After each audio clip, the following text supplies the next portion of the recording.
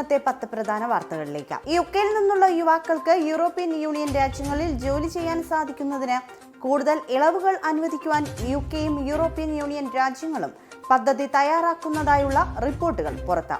ഇത് നടപ്പിലാക്കിയാൽ യുകെയിൽ നിന്നുള്ള യുവാക്കൾക്ക് പഠനത്തിനും ജോലിക്കുമായി യൂറോപ്യൻ യൂണിയൻ രാജ്യങ്ങളിൽ കൂടുതൽ അവസരങ്ങൾ കൈവരും. ബ്രിട്ടനിൽ ജിപിമാർക്ക് സിക്ക് നോട്ട് നൽകുവാനുള്ള അവകാശം പിൻവലിക്കുവാൻ ഗവൺമെന്റ് തയ്യാറെടുക്കുന്നു.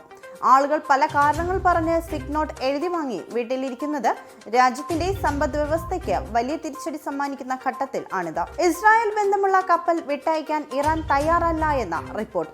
അതേസമയം ചരക്ക് കപ്പലിലെ നാവികർക്ക് മടങ്ങാൻ തടസ്സമില്ല.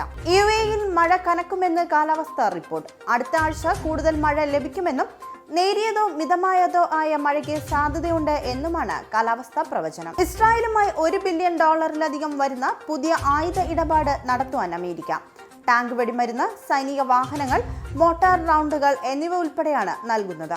ലോക്സഭാ തെരഞ്ഞെടുപ്പിൽ വ്യാപക ക്രമക്കേട് നടന്നതിനെ തുടർന്ന് ത്രിപുരയിൽ ഡ്യൂട്ടിയിലുണ്ടായിരുന്ന 2 പോളിംഗ് ഉദ്യോഗസ്ഥരെ സസ്പെൻഡ് ചെയ്തു. ഇന്ത്യ സഖ്യത്തിന്റെ പരാതിയിലാണ് നടപടി സ്വീകരിച്ചത്. അധികാരത്തിൽ തിരിച്ചെത്തിയാൽ ഇലക്ട്രൽ ബോണ്ട് തിരികെ കൊണ്ടുവരുമെന്ന് കേന്ദ്ര ധനമന്ത്രി നിർമ്മല സീതാരാമൻ. കൂടുതൽ ചർച്ചകൾക്ക് ശേഷം പുതിയ രൂപത്തിൽ ഇലക്ട്രൽ ബോണ്ട് തിരികെ കൊണ്ടുവരും എന്നാണ് ധനമന്ത്രിയുടെ പ്രഖ്യാപനം. തൃശൂർ പൂരം വെടിക്കെട്ടിലുണ്ടായ പ്രതിസന്ധിയിൽ പരിശോധന നടത്തുമെന്ന് മന്ത്രി കെ രാജൻ. പോലീസിന് വീഴ്ചയുണ്ടായോ എന്ന് ഇപ്പോൾ പറയാനാകില്ല എന്നും പൂരത്തിനിടെ ഉണ്ടായ പ്രശ്നങ്ങളെല്ലാം പരിഹരിച്ചുവെന്നും മന്ത്രി പറഞ്ഞു. മാസപ്പടി കേസിൽ ഇഡി അന്വേഷണവുമായി സഹകരിക്കാതെ CMRL MD ശശിധരൻ കർത്ത.